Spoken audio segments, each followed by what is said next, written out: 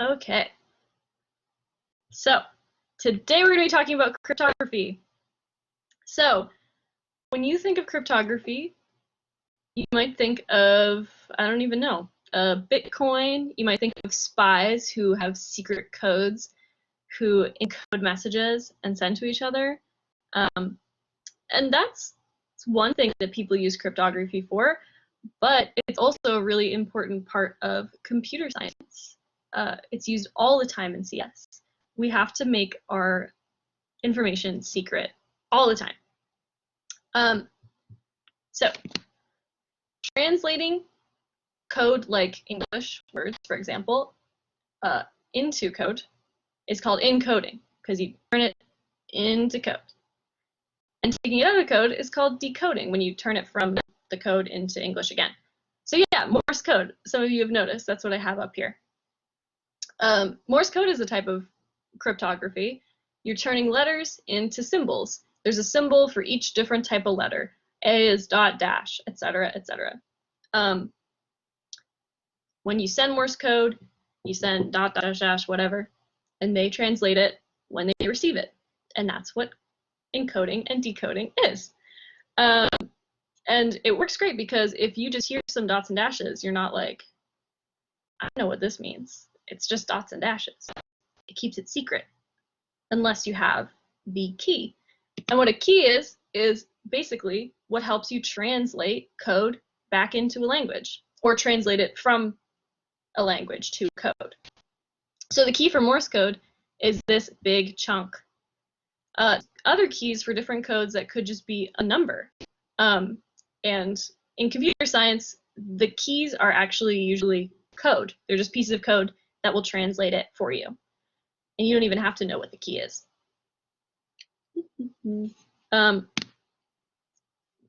Why do we have to encrypt information online, though?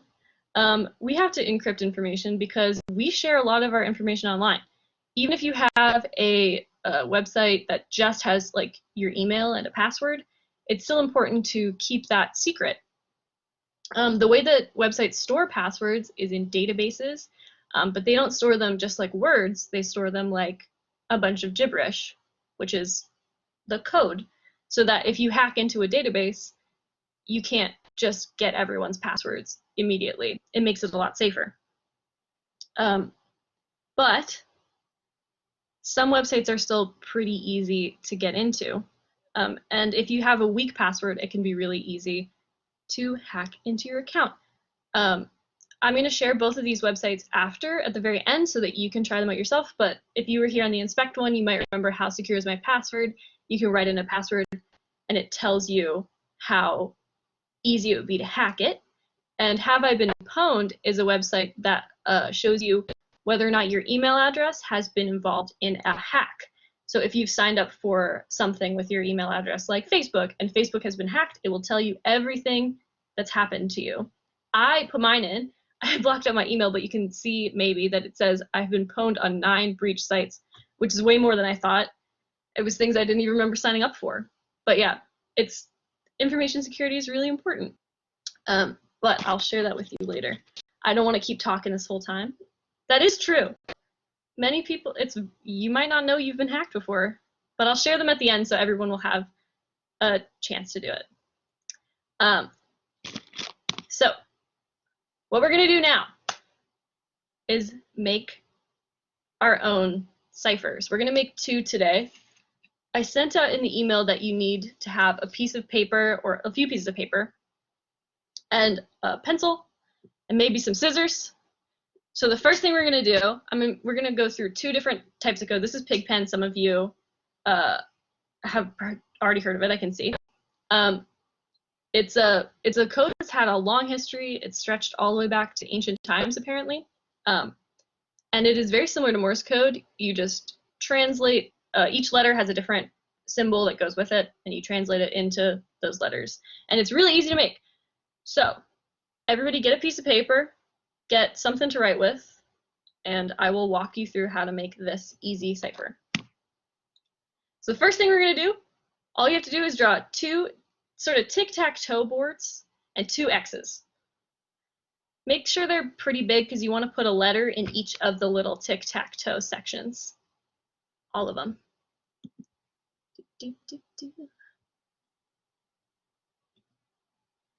Also, yeah, if you don't have access to paper or pencils right now, you can watch, and we post these on YouTube afterwards.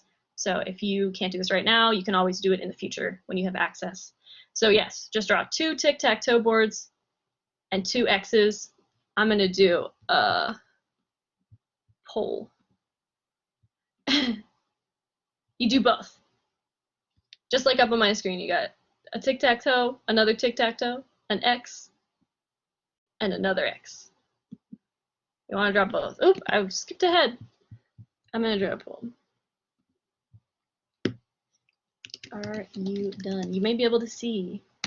You'll see in a second. It's going to be part of the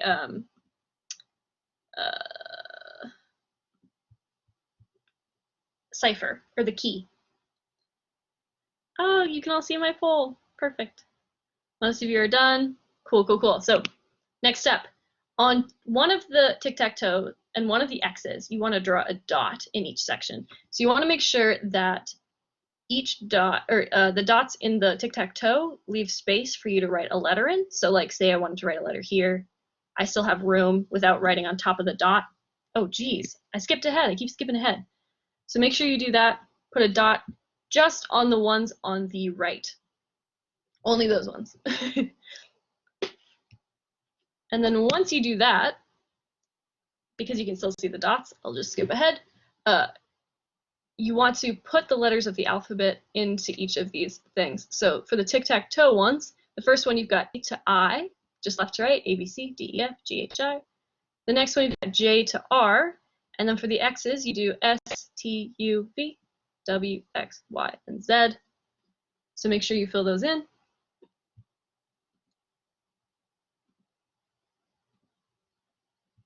I'll give you a second. All done. I'll do another poll to make sure.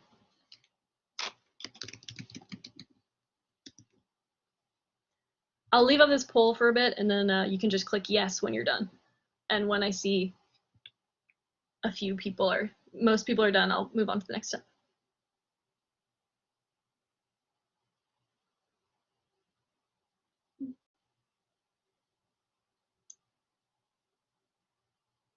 Oh, it does say 2 and 1, you're right. Oh, let me fix that. My apologies. All right, you're done.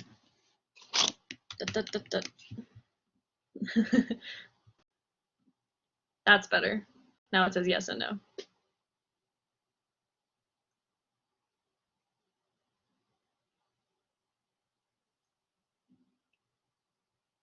Perfect. All right. So the way that this code works, the way that you translate this cipher into code, is you take a letter and you draw the lines that are around it. So what I mean by that is if you look at S, S is in this top part of the X.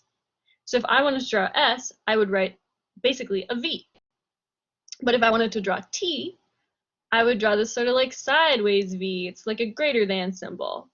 And if I wanted to draw this V, confusingly, I draw it as an upside down V. And the same goes for up here. If I wanted to draw an A, it's kind of like a backwards L. You just draw the lines that are around it. And if I wanted to draw a J, it would be the same backwards L, but with a dot on the inside. So you can still see this over here, but I wrote my name, so you might see that M, it's sort of this backwards C with a dot. I is like a, I guess it's like a R sort of looking thing. R is also an R sort of looking thing with a dot on the inside, and A is a backwards L. So go ahead, I want you to try and write your name. I'll give you some time to figure out what your name is in the code. I would let you write it in here, but you can't write it because it's symbols. So go ahead, spend some time doing that, and while you do that, I'll explain it a little bit. It's a really simple code. Again, it's pretty similar to Morse code. Each letter has a different symbol, and they always stay the same. So you might look at it and think, that just looks like a bunch of nonsense if you don't know what the key is. But because it's only one symbol for each letter if you were someone who was a crypt analyst, which is someone who analyzes code to try to figure out how to crack it, then it wouldn't be that hard for you because it's only one symbol for each letter. It doesn't change every time. It's always the same. But I'm sure most of your friends and family aren't crypt analysts, so if you write in this, most people wouldn't be able to figure out the difference between, or like figure out what you're saying, that is. So yeah, I've already done something like that. Done. Okay, I'll do one more poll. Make sure everyone's done writing their name. Your name is long. Just do your first name, even if it's long. Are we done, though? Put up another poll. These polls are so fun. Most people are donezo. Cool, cool, cool. Perfect, perfect. Then I will move on to the next one. Donezo. Perfect. I'll move on to the next one. Now we're going to be making a Caesar cipher. So a Caesar cipher is a little bit more complex than the pig pen that we just created. So the way that the Caesar cipher works, it's actually two circles. You can see we've got the small one and this big one. The circle on the inside represents the regular alphabet, and the circle on the outside represents what you're going to translate it into if you're putting it into code. So if you can see here, I have this A just below this W. So if I wanted to write my name, I would find M. M is way over here. And if I wanted to write it translated, it would become I. And then my next letter is I, so I would go back here, I, and if I wrote it translated, it'd be E. So my name would be I, E, and then N, and then W. So this is different from the last code we made because you can rotate that inner circle and have all sorts of different combinations of letters, basically. And your key can be different. So Morse and Pigpen only have one key, and you can have 26 keys because they're, 25. 25 keys because they're 26 letters. And if we note here, the way that you turn the inner circle is you turn it in the direction of a clock. So you turn it to the right. So if the A started here, below this A, it's moved over. I'm going to count. 1, 2, 3, 4, 5, 6, 7, 8, 9, 10, 11, 12, 13, 14, 15, 16, 17, 18, 19, 20, 21, 22. It has moved right 22 times and has come under W, which means the key is W. Or the key is not W, sorry. The key is 22. So then if you write something with a key of 22 and you send it to someone who also has a Caesar cipher and tell them, okay, the key is going to be 22, they can just rotate their A to the right 22 times until it's under W, and then they can decode what you've written. So I'm going to walk you through making it, and then I'll walk you through using it one more time. So what you need a piece of paper and a pair of scissors. And what you got to do is to cut out two circles, one that's bigger than the other one. Mine's about twice the size as the smaller one. If you have trouble cutting out circles, which I do because it's hard, you can just trace some circular things in your house and then cut those out, which is what I did. I used a Tupperware and a cup. But I'll give you some time to cut the circles out, okay? Because I know some people have to go get stuff. One sec. Yes. Someone said Enigma uses 6 of those, but they rotate every time you get a letter. Yes, that's what makes it really hard to code. This is like a very simple version of Enigma, which was something that was used in World War II to make code secret. Can you not do it? You don't have to. Everything is up to you. I can't make you do it. But it's fun. I would recommend. So yeah, cut out 2 circles. I'll make another poll. Are we done? So save. Yes, it caused them a battle though. Yeah, actually the Enigma was used by the Germans in World War II, and the British, specifically Alan Turing, who was a cryptographer, figured out how to decode messages from it. And that's what he was famous for. What do we do if we don't do it? You don't have to respond if you're not doing it. Done. Okay. Once you've done that, the next step's easy. I'll let you keep cutting if you're not done. You just want to look for basically the center of the circle and draw a dot. You don't have to get the exact center. I just looked at it and was like, that's about the middle, and I put a dot there. And that's just going to help us line up the circles later. And I'm not even going to ask if you're donezo about that one, because all you have to do is draw 2 dots. Da, da, da, da, da. This is a harder step. What you're going to do is take your little circle, not the big one. Don't touch the big one yet. Just take the little circle and draw the letters A, G, M, and S on it. But you want to do that sort of like a compass, like on the 4 sort of cardinal directions of your little circle. And each time you draw a letter, you want to rotate the circle so that it's facing a different direction. So it looks like a W here, but this is actually an M. This is an A. This is a G, and this is an S. The S is facing this way, and the G is facing this way, and the M is facing this way. Yes, you need to cut 2 circles. So everybody do this step, because this is what makes it easy, because it's hard to just start with A and write it all the way to Z without having weird spacing, so this is like my best way to do it. So yeah, turn it each time you draw the letter. If you want to make it even easier, you can just do A and then all the way to, like, flip it all the way upside down, write M, and then flip it all the way sideways, write G, all the way upside down, write S. Just so it looks like this. Don't do it on both circles, just do it on the little circle for now. Your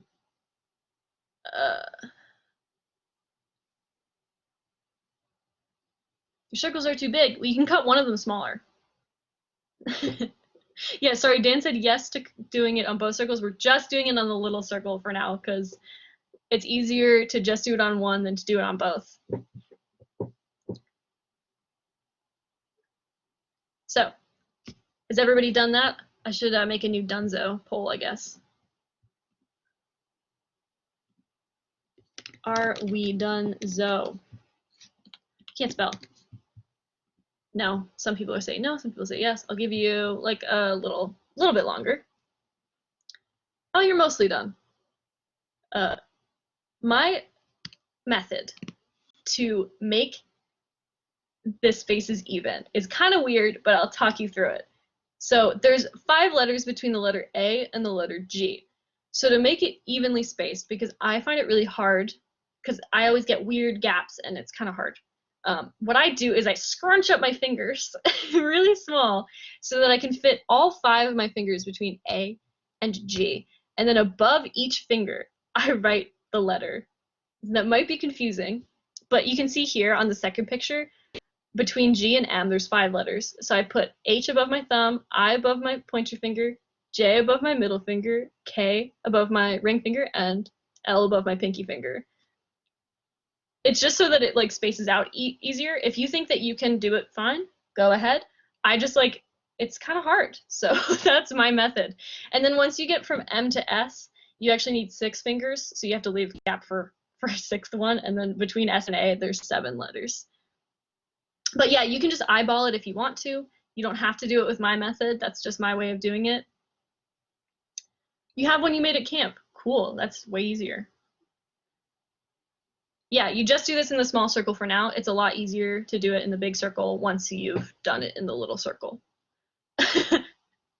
Eyeball it if you have to. Do it my weird finger way if you want to. And just make sure that you fill it out from A to Z all around the circle.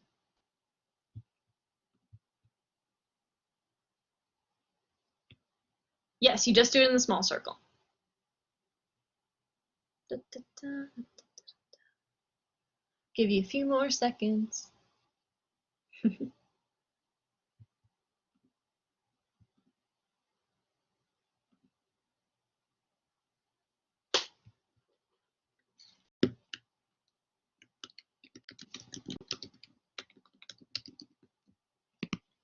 I'm just going to hop forward a step just so you can see what it looks like when it's done.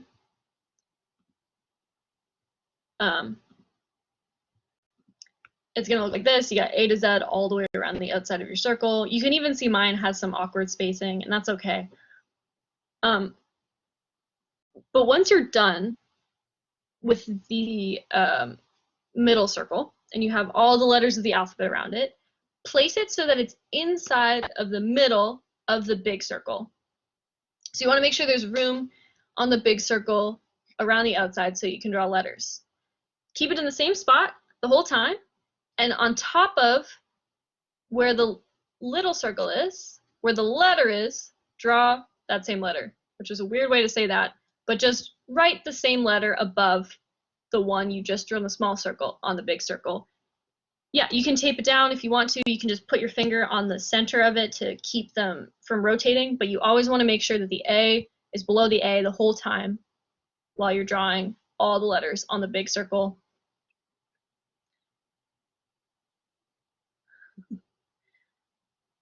Just go ahead. I'll give you some time to do that too. I'm glitchy. Am I glitchy for everybody? It might be my internet. No? Okay, maybe it's your internet. Who knows? I apologize if I'm glitchy.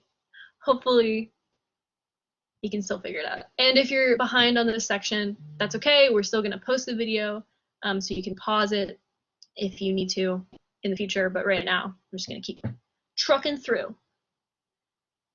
Do you do the big circle? Yeah, now you do the big circle. You just want to write the same letters directly above the ones that you do on the small one.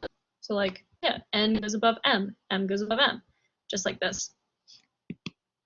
Oh, I will not skip ahead yet. Am I recording? I am recording. Actually, I'm not recording. I think German is recording.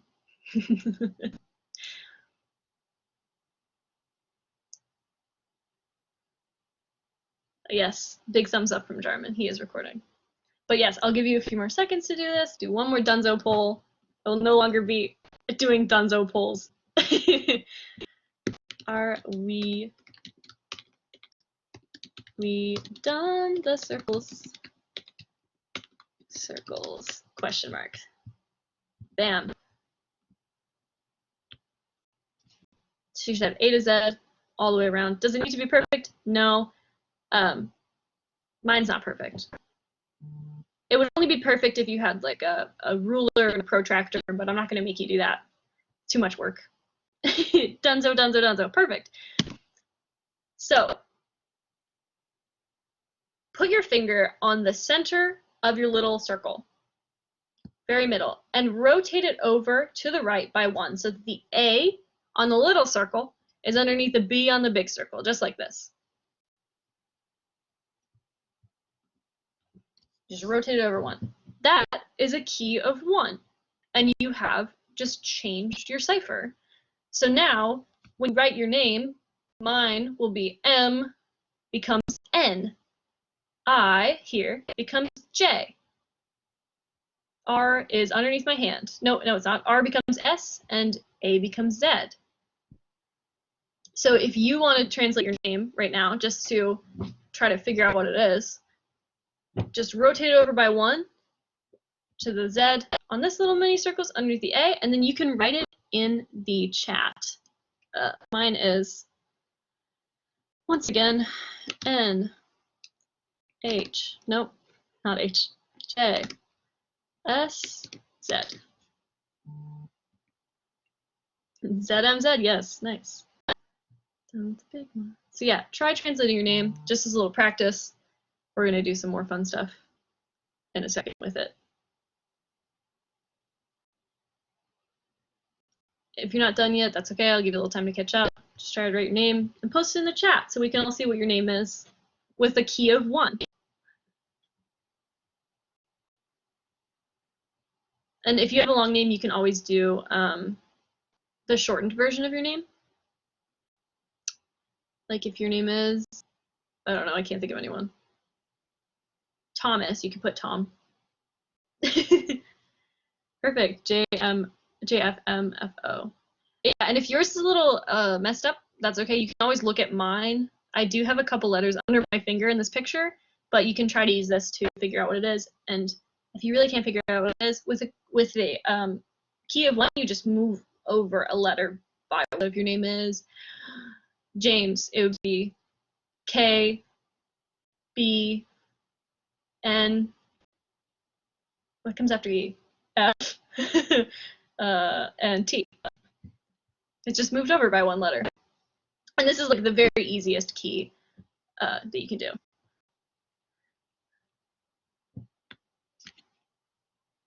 Numbers, I don't get it.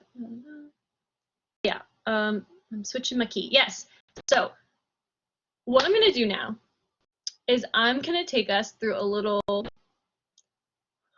I guess I don't want to call it a test. It's just like a little fun activity we're going to be doing with our cipher. I'll walk you through it. What we're going to be doing. Oh, sorry. This is just showing us that the key is. I'm going to write a sentence that has an answer that you'll know. And I'm going to give you the key. And what you're going to do is you're going to turn your cipher so that the key matches up correctly with the one that I'm giving you. And then you're going to translate the answer and then pick the answer in this multiple choice thing. I'm going to put up a little poll and you can choose which answer it is. And at the very end, I'm going to tell them what the answers were. And it'll be fun. So I'll give you an example before we start. I'm not going to just make you jump right into it. For example, the question would be, what is my name? And my name is Mira. So you want to set your thing so that the key is 4, start with the A's on top of each other, rotate it over 4 spaces, so the A will be underneath, oh geez,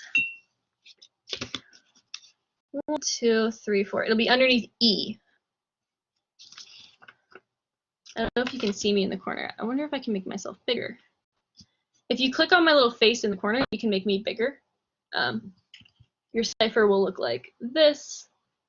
So your A is underneath your E, W is underneath A, etc. And now try to find where M is on this.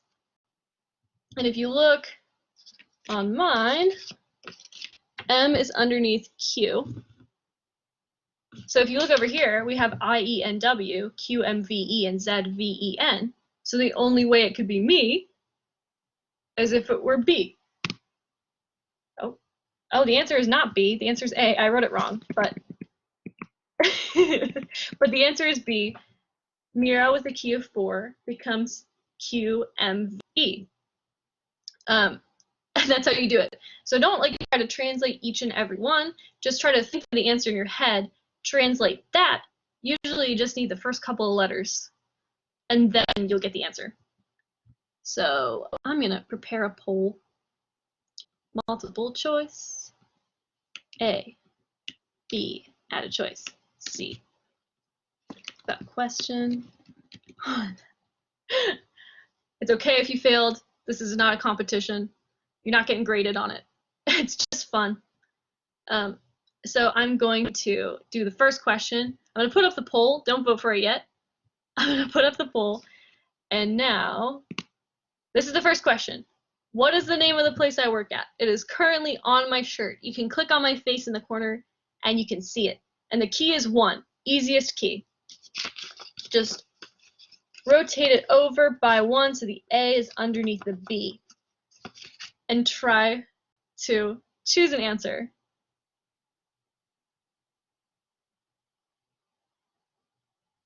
Oh, we got 10 answers in. Oh, nice, nice, nice. Easy peasy, yeah. That's gonna get a little harder.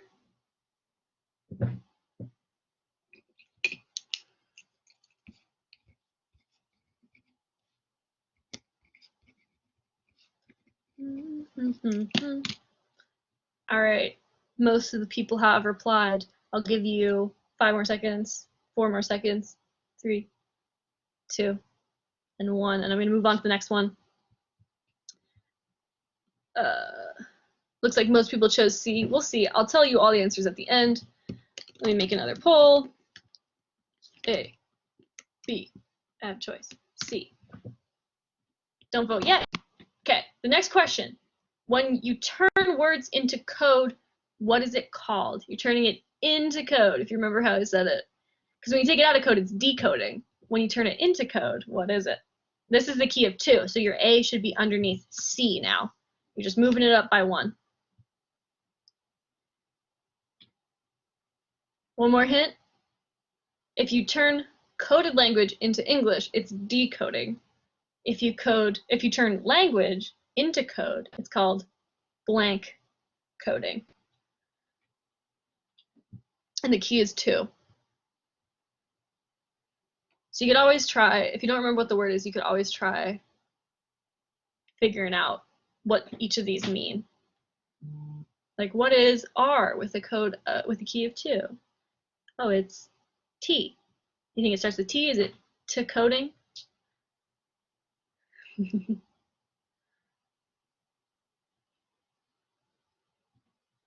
Spoilers. Well, I guess you don't know if it's B or not.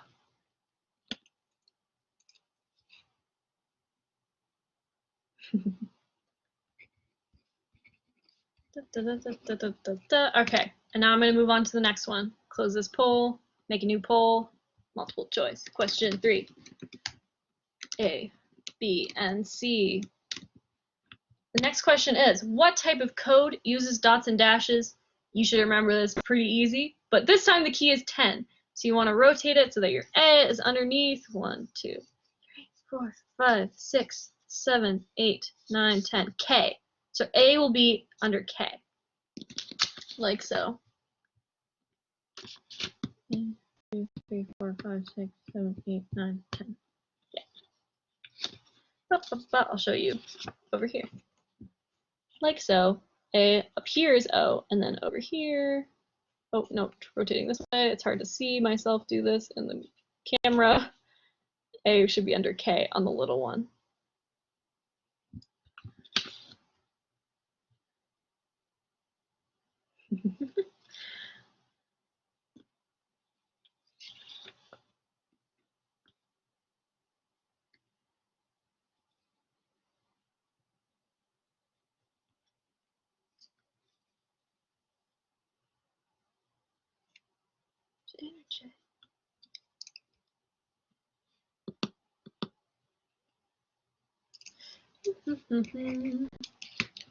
Okay, and I have one more. I'm gonna create one more poll, multiple choice. Question 4. A, B, and C. Bam. And this final question. What is the name of the cipher we're using right now? And the key is 13. So it just rotated over 3 more times.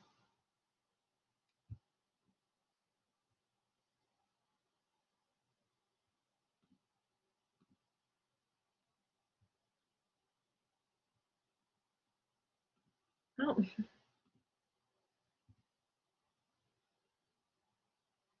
Oh.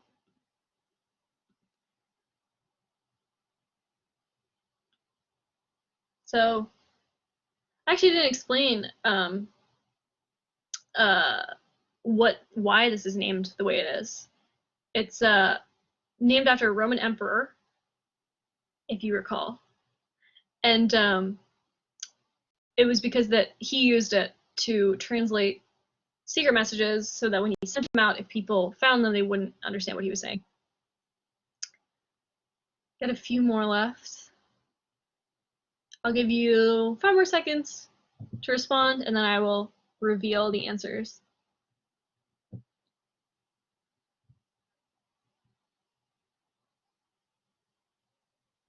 Perfect. Okay, so I'm going to close this poll down, and I'm going to go back and tell you what the answers were. So, question 1, a lot of you got this right. It was C, supernova. Translated with key 1 is just TVQ FSOWBP. Question 2. Most of you got all of them right, actually. This one was B. It's called encoding. It's actually not I-N, it's E-N.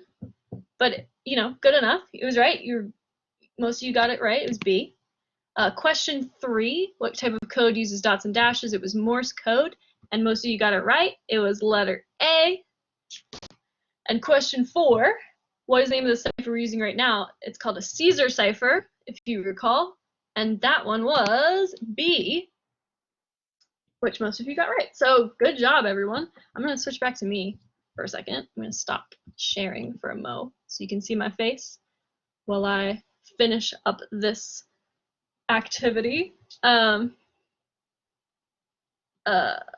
Yeah, so the Caesar cipher is way different from the last cipher we made, the pigpen one, because you can have all sorts of different types of keys. And this is like how computers work in real life.